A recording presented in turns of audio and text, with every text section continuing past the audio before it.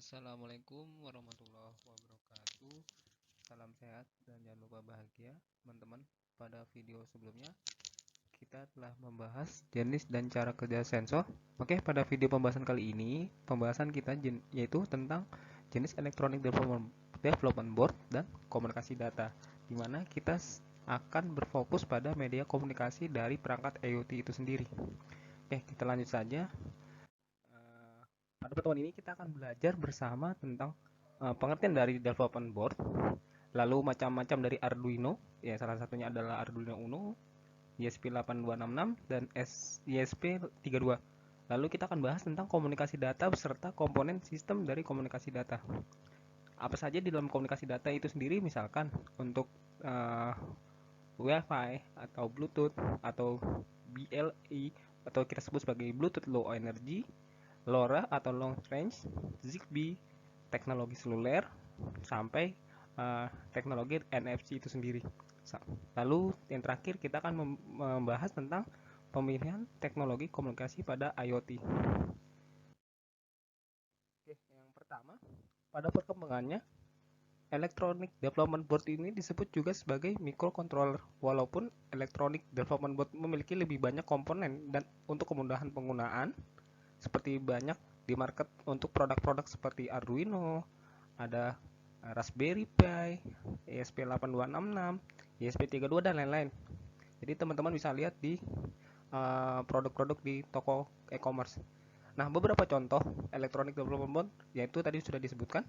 Nah, dalam menggunakan development board sebaiknya harus diketahui juga nih spesifikasi agar sesuai dengan sistem yang akan dibuat atau yang akan kita implementasikan untuk project nantinya.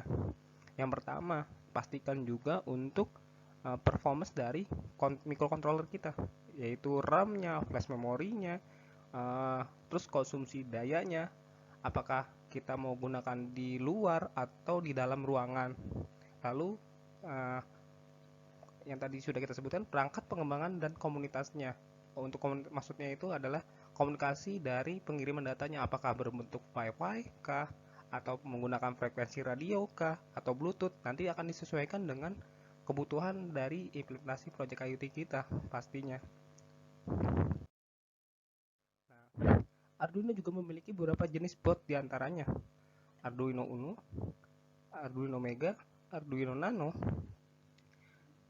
Arduino Vio, Arduino Mini, dan lain-lain. Itu kalau untuk secara detailnya teman-teman bisa kunjungi websitenya mereka di arduino.cc. Itu bisa teman-teman cek di internet. Nah, ini adalah spesifikasi dari Arduino Uno-nya, yaitu untuk tegangan inputnya sekitar 7-12 volt dan lain-lain dan seterusnya. Ini bisa teman-teman cek di Google atau di spesifikasi dari Arduino. Atau misalkan teman-teman mau beli di toko e-commerce, itu akan disertakan juga informasi spesifikasinya. Berikut adalah spesifikasinya, lalu kita skip untuk pembahasan spesifikasinya. Di sini ada sumber dari satu dayanya. Nah, untuk Arduino itu memiliki 3 sumber untuk input dayanya.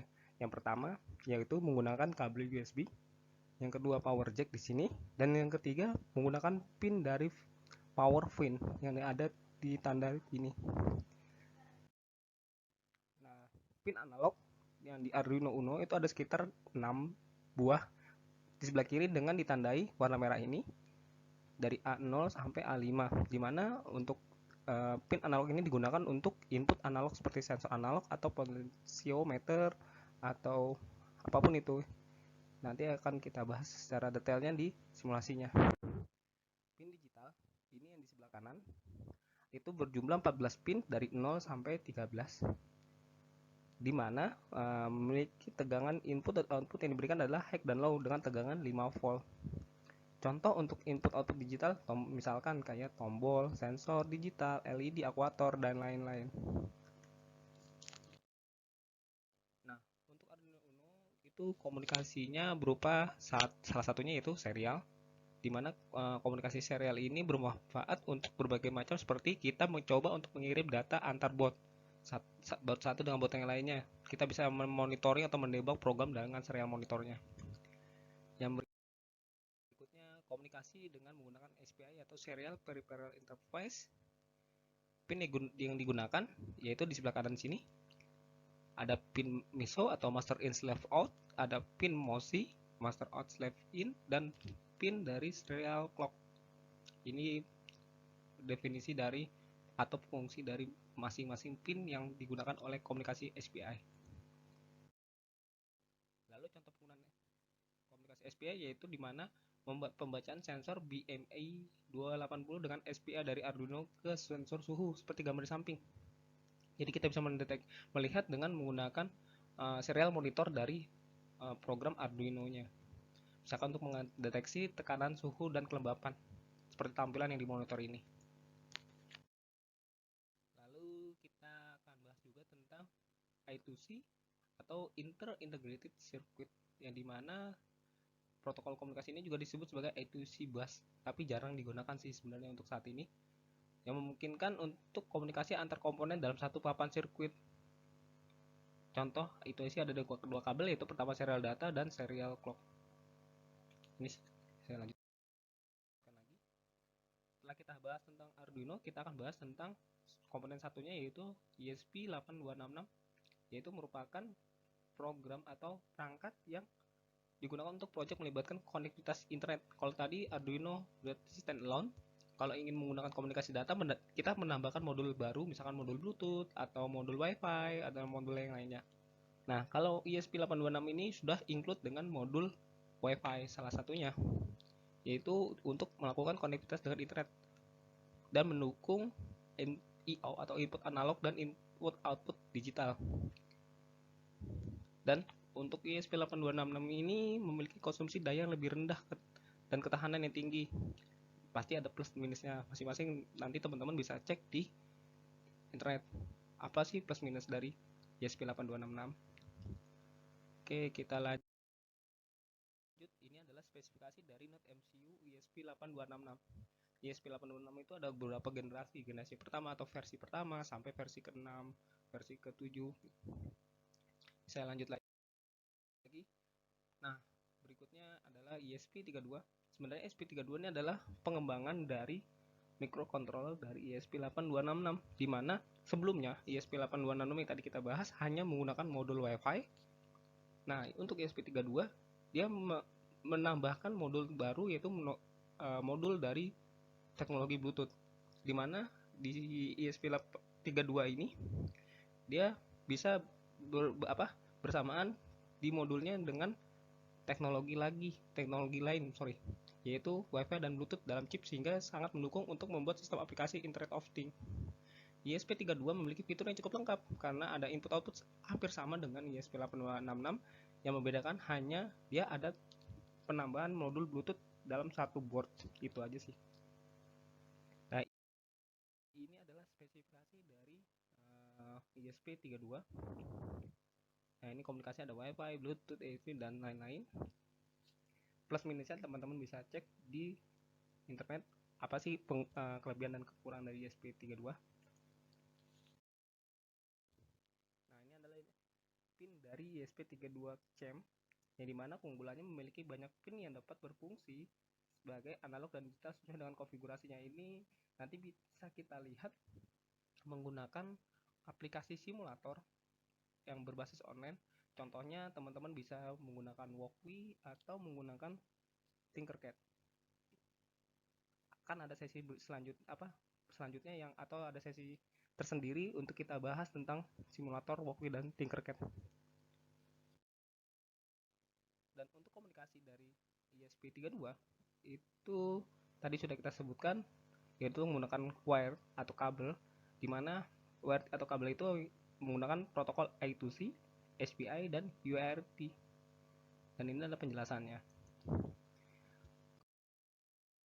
Kalau menggunakan komunikasi wireless, sangat mendukung untuk ESP32 atau Bluetooth dengan kecepatan up to-nya untuk yang Wi-Fi 150 Mbps, sehingga memungkinkan untuk implementasi IoT, atau teman-teman ingin menggunakan Bluetooth untuk komunikasi wireless jarak dekat. Nanti sesuai dengan kebutuhannya, misalkan teman-teman ingin menggunakan Bluetooth mungkin untuk lebih ke percepatan data, Tapi kalau untuk melihat jarak, teman-teman bisa menggunakan modul WiFi. Karena Bluetooth untuk jaraknya terbatas hanya sekitar paling maksimal 10 meter tanpa halauan atau tanpa adanya hambatan. Misalkan tembok atau toren air atau kaca akan berpengaruh sih ke media transfer datanya. Oke, untuk komunikasi data pada dasarnya merupakan proses pengiriman informasi di antara dua titik atau lebih menggunakan kode biner melewati saluran transmisi dan peralatan switch.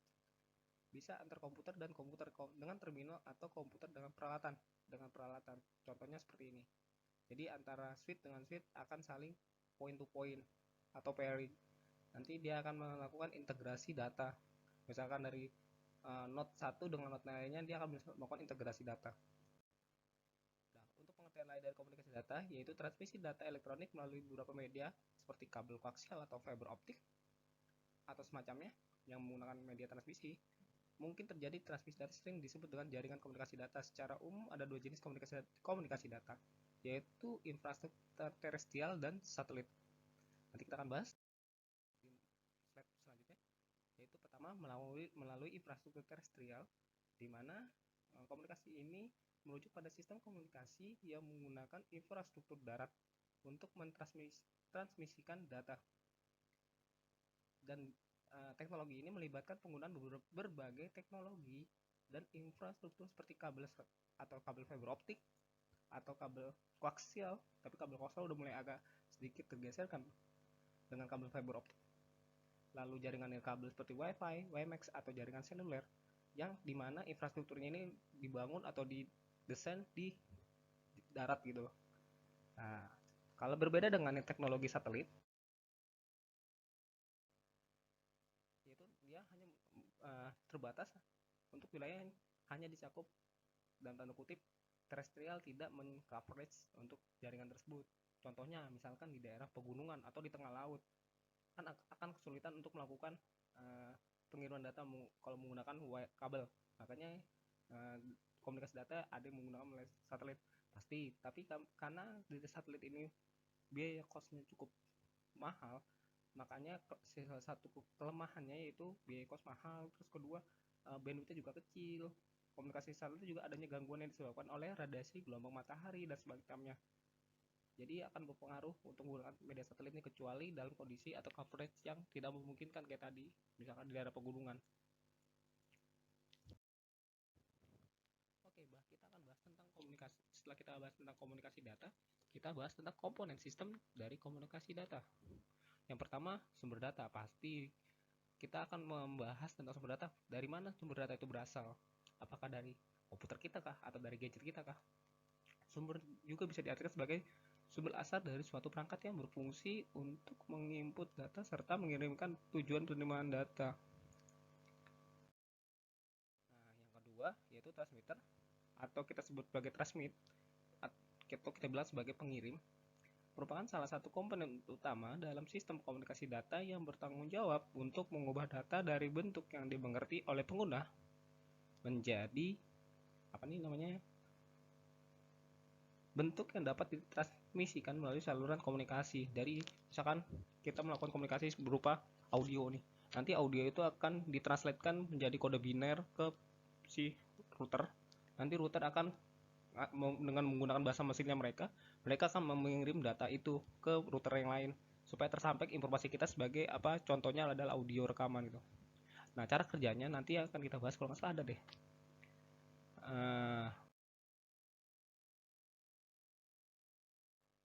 Nah, berikutnya adalah media pengirim transmisi atau sistem transmisinya, yaitu jalur fisik atau saluran yang digunakan untuk mentransmisikan sinyal-sinyal dari data pengirim ke penerima dalam suatu komunikasi data. Contohnya, misalkan komunikasi data penggunaan chopper media atau wireless media atau optical media.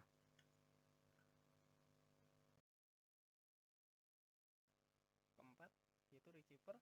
Penting selanjutnya adalah perangkat yang dimiliki oleh penerima data atau informasi, di mana perangkat tersebut berfungsi untuk menerima sinyal yang dikirimkan oleh sistem transmisi. Tadi yang pengirimnya transmitter, ya pasti ada receivernya.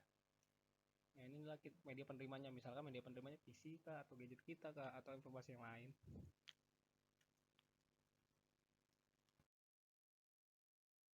Pengirim dan tujuan, dan terakhir ini adalah informasi pengirim dan tujuan, untuk memberitahukan bahwa sebenarnya dapat data yang diterima itu secara langsung atau tidak masih perlu diubah ke bentuk data awal yang akan dikirimkan. Tadi kita coba untuk mengubah paket audio langsung masuk ke si transmisi atau si modem tadi dengan bahasa mesin, yaitu kode biner, dilempar ke router yang lain atau modem yang lain, lalu diterima sama si ini, sama si penerimanya, tapi kita harus dikembalikan lagi ke kondisi semula gitu, untuk mengetahui apakah ini informasi ini atau data ini ada bersifat apa, apakah audio kah, atau gambar kah, atau teks kah, atau apa, itu nanti akan di convert kembali.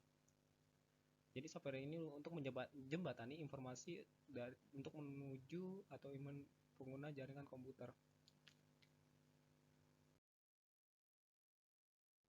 Nah, ini contohnya, yaitu komunikasi data menjadi sebuah unsur penting dalam pengembangan sistem Internet of Things. Tanpa konektivitas data pada device tidak akan sampai ke sistem, karena komunikasi device dengan sistem IoT bisa beragam. Contohnya, ini ada beberapa sensor location, sensor suhu, atau apapun itu, nanti akan ditransmisikan melalui gateway yang tadi kita sebut sebagai modem, langsung dikirim melalui jaringan server, dan ditampilkan menggunakan aplikasi untuk bisa mengetahui apa maksud dari informasi yang disediakan tadi. Pertama yaitu komunikasi data wireless. Di mana komunikasi data wireless, contohnya salah satunya yaitu ada Wi-Fi, Bluetooth, LoRa, Zigbee, NFC, dan lain-lain, atau jaringan seluler. Nanti kita akan bahas sedikit demi sedikit. Oke, yang pertama yaitu Wi-Fi, di mana Wi-Fi ini menggunakan signal radio dengan frekuensi 2,4 dan 5 GHz, dan wajib menggunakan frekuensi ini, karena kalau tidak menggunakan frekuensi ini itu sudah menyalahi aturan yang kita bahas ke pertemuan sebelumnya, yaitu tentang lembaga yang mengatur frekuensi apa saja sih yang boleh digunakan dan tidak boleh digunakan. Dan ini adalah standarisasi dari Wi-Fi. Nah, standarisasi inilah yang tadi saya sebutkan, yaitu dikeluarkan oleh IEEE yang menggunakan 802.11. Kode inilah yang akan menjadi standarisasi setiap produsen komponen elektronik untuk menerapkan atau menetapkan Wi-Fi yang akan dibuat. Misalkan 802.11a, BGNA, CAX, macam-macam memiliki kecepatan maksimal dan frekuensinya. Sebenarnya sama, menggunakan frekuensi yang sama gitu. Dan ini adalah frekuensi Wi-Fi dari masing-masing kelebihan, kekurangan, dan kecepatannya.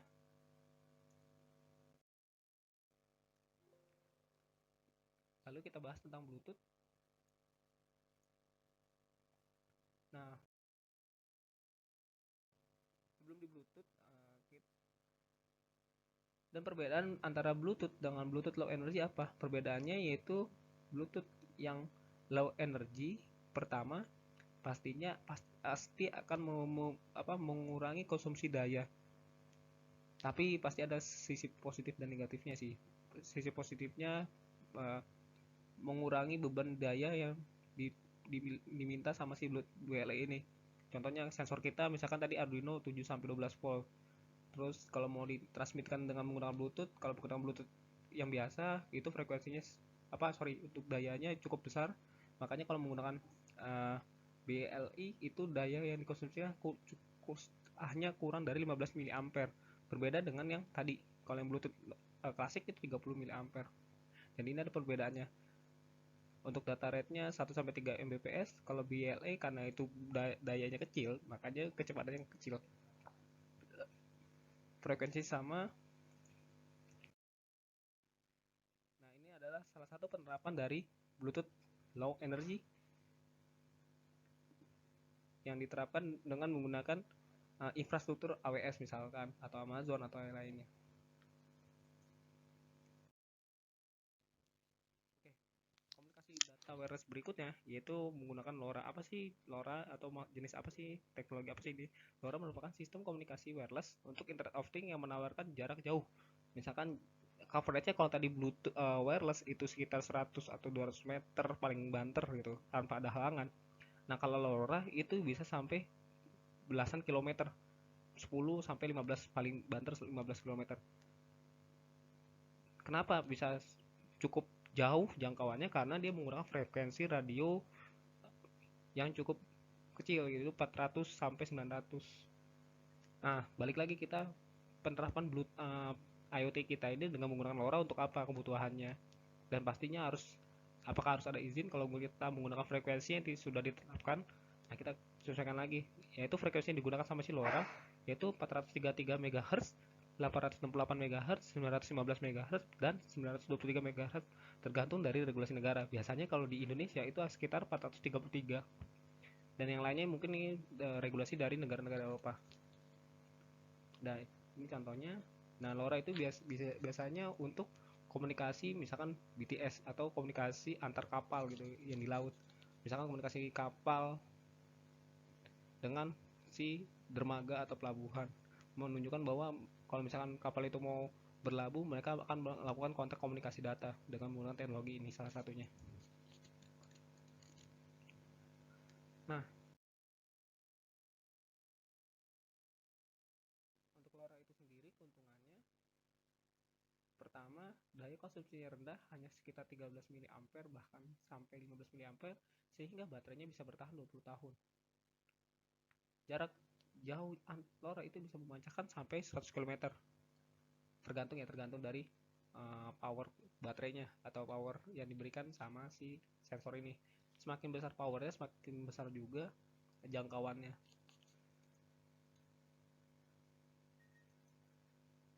Oke, kita setelah bahas LoRa, kita akan bahas lagi, ini contoh dari penggunaan LoRa. LoRa diterapkan untuk pengiriman data dari sensor ke gateway yang berupa LoRaWAN atau LoRa Gateway, yang disebut dapat terhubung ke server IoT, yaitu AWS IoT atau yang lainnya, untuk aplikasi-aplikasi IoT berbasis cloud. Contohnya LoRa sensor-sensor ini kita tanam di kapal misalkan, atau di mana misalkan, bisa kita tahu untuk kondisi realnya dia lokasinya ada di mana, biasanya untuk geolocation lebih tepatnya. Nah, produk-produk LoRa yang dijual di marketplace, diantaranya ini bisa teman-teman cek di marketplace yang ada di Indonesia. Terus jangkauan LoRa atau mungkin modulasi LoRa bisa baca seperti ini. Saya skip aja. Yang berikutnya, teknologi dari Zigbee. Apa sih Zigbee? Yaitu zigzag NB, yang berarti lebah. Nah, teknologi Zigbee ini adalah komunikasi yang lebih tinggi dan mengacu pada standar IEEE 802.15.4 yang berhubungan dengan Wireless Personal Area Network, di mana perangkat ini digunakan untuk menghubungkan ke perangkat lain dengan sebuah sistem wireless atau yang kita sebut sebagai mesin to mesin. Jadi perangkat satu dengan perangkat lainnya kita bisa mendeteksi, oh ternyata misalkan kita tanam di kawah gunung Merapi, sensor 1, sensor 2, sensor 3, sensor 4, kita bisa mendeteksi sensor ini apakah nyala atau enggak. Nah, itu kita bisa menggunakan teknologi Zigbee, baru kita lempar ke LoRa atau macam-macam, bebas ya, tergantung kebutuhannya, sehingga kita bisa mengatur jaringan sendiri maupun mengatur pertukaran data pada jaringan. Jadi nggak terbatas hanya satu network gitu, jadi dia bisa membuat network itu sendiri. Nah, ini adalah spesifikasi dari Zigbee, saya skip saja. Lalu teknologi seluler, mungkin tidak asing buat teman-teman. Sekarang di Indonesia udah ada teknologi 5G dan 4G, 5G gitu. Saya skip. Nah, ini jangkauannya dan perbandingan dari jaringan seluler masing-masing. Nah, berikutnya adalah NFC atau kita sebut sebagai Near Field Communication, atau teman-teman bisa gunakan untuk kartu e-tol atau kartu pembayaran elektronik, misalkan untuk naik kereta api atau naik kapal feri menggunakan kartu NFC ini.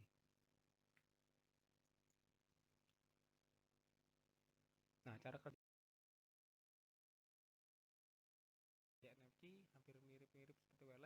berbeda. Kalau untuk NFC, kontak list card-nya ada di dalam kartu ini ya.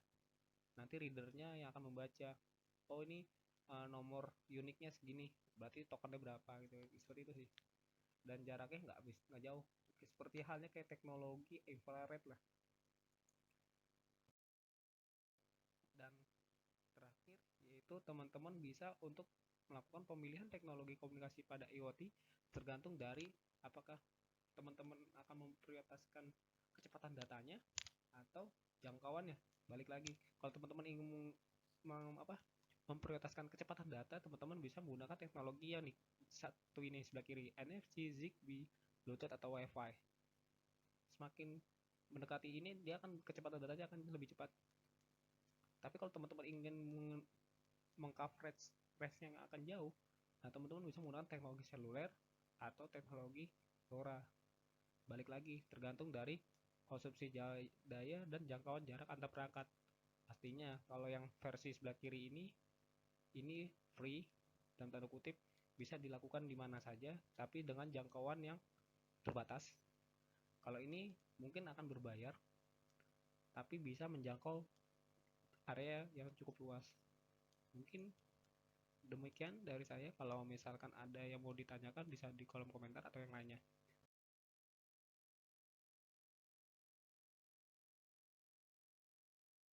Terima kasih atas waktu dan perhatian teman-teman untuk menyimak video ini.